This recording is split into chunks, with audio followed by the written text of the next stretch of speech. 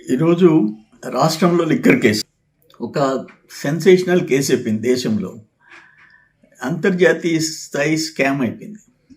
నేనేమంటానంటే మోడీ గారు వచ్చిన తర్వాత ఈ 11 ఏళ్ల పాలనలో ఆయనకి చాలా మంచి పేరు తెచ్చుకున్నారు.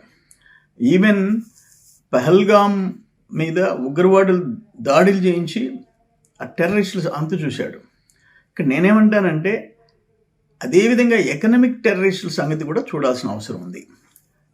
ఇక్కడ for example Delhi liquor case 150 కోట్లు. ఇప్పుడు కాళేశ్వరం మీద కూడా ఈడీ విచారణ మొదలుపెట్టింది.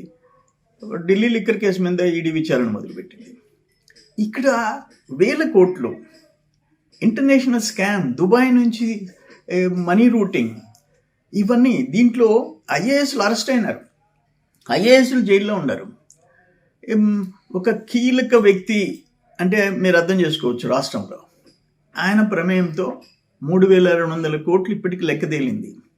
ఇటువంటి కేసులో ఈడీ విచారణ చేపట్టాలా? నేను చూసా మీడియాలో, ఒక వ్యక్తి ఆయన సోషల్ మీడియాలో నేను 50 కోట్లు పెట్టి కుక్క కొన్నాను అని చెప్పాడు.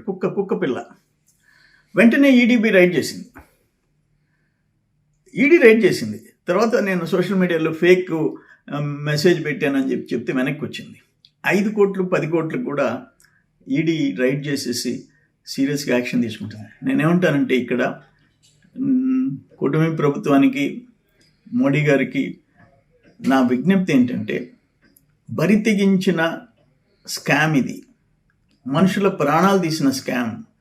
3200 కోట్లు ఒకటే కాదు, 30,000 మంది ప్రాణాలు బలిగి ఉన్నది ఈ ఇల్లిసిట్ లిక్కర్.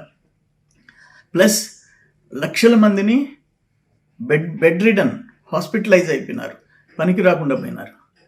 ఇంత పెద్ద ఘోరమైన దోపిడీ నేరం, దీన్ని సీరియస్గా తీసుకోవాల్సిన అవసరం ఉంది.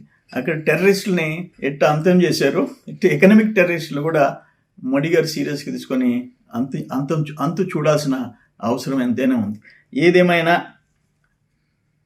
ఈడీ వెంటనే స్పందించి దీన్ని, ఇటువంటివి అంటే ఒక మెసేజ్ దేశంలో పోవాలా, ప్రజలు నమ్మి ఒక ఛాన్స్ అంటే ఎన్నుకుంటే వాళ్ళే ఇటువంటి బరితెగింపుకి పాల్పడితే పరిణామాలు ఎట్టుంటాయని అనేది దేశ ప్రజలు గమనించాల్సిన అవసరం ఉందని నేను విజ్ఞప్తి చేస్తున్నాను.